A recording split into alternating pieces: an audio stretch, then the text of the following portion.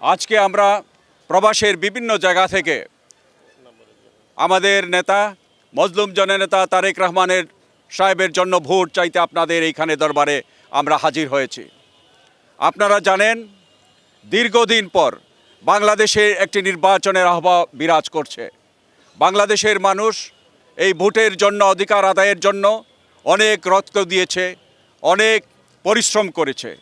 তাদের এই পরিশ্রম বিশ্বব্যাপী আন্দোলনের মাধ্যমে আমেরিকা স্টেট ডিপার্টমেন্ট, কানাডার পার্লামেন্ট, ব্রিটিশ পার্লামেন্ট সহ সমস্ত জায়গায় আপনাদের সেই ন্যায্য দাবিটা যারা পৌঁছে দিয়েছিলেন তাদের অনেকেই আজকে আপনাদের সামনে আবার এসেছেন ভোট চাওয়ার জন্য ধানের শীষের পক্ষে।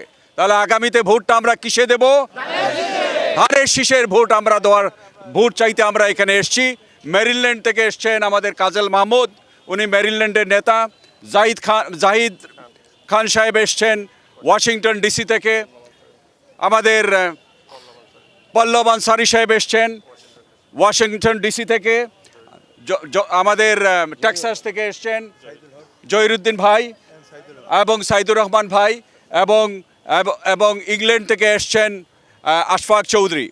আমাদের আরও হাজার হাজার শত শত বন্ধুরা আছেন যারা বিগত দিনে ফ্যাসিস্ট সরকারের বিরুদ্ধে আপনারা যখন কথা বলতে পারেন নাই তখন বিশ্বব্যাপী আন্দোলন করে গেছেন। তারা সবাই আপনাদেরকে সালাম দিচ্ছেন এবং আপনাদেরকে আহ্বান জানিয়েছেন যে আগামীতে 12 তারিখের ভোটটা যেন ধানের শীষে হয়। কাশের পক্ষে ভোট হবে? ধানের শীষে। তাহলে ধানের শীষের ভোট আপনারা এমনভাবে করবেন কেননা এই গুলশান এলাকাটা সারা বিশ্বের দরবারে বাংলাদেশকে পরিচয় করে দেয়। গুলশান এলাকা ডিপ্লোম্যাটিক জোন থেকে ব্যবসা থেকে শুরু করে সমস্ত কিছু বাংলাদেশে নেতৃত্ব দেয়। সুতরাং আপনারা এই এলাকাতে এমন ব্যবধান করবেন যাতে ওই বট বাহিনী সারা পৃথিবীতে মুখ দেখাতে না পারে। সুতরাং বাংলাদেশকে আধুনিক গণতান্ত্রিক রাষ্ট্রে পরিণত করার জন্য যারা বাধা হয়ে দাঁড়ায় তাদেরকে শিক্ষা দিবেন কিসের মাধ্যমে? ভোটের মাধ্যমে। তাহলে আগামী 12 তারিখ আমরা সবাই মিলে ধানের শীষে ভোট দেব ইনশাআল্লাহ। প্রবাসে থেকে আমরা একটা ভালো সুবিধাজনক অবস্থানে ছিলাম। দীর্ঘ হাসিনা বিরোধী আন্দোলনে আমরা প্রবাস থেকে যতটুকু করার করেছি, কিন্তু আপনারা ছিলেন রিয়েল মুক্তিযোদ্ধা।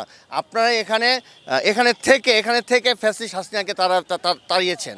আমরা এখানে আসছি শুধুমাত্রই আপনাদের ভালোর জন্য। আমরা থাকি ওখানে, কিন্তু আমাদের হৃদয়টা পড়ে থাকে বাংলাদেশে। তো আপনারা অনেক 17 বছর পর আপনার একটা সুযোগ এসেছে, আপনারা নির্ভয়ে যাকে ইচ্ছা তাকে ভোট দিবেন, অবশ্যই ধানের শীষে দিবেন।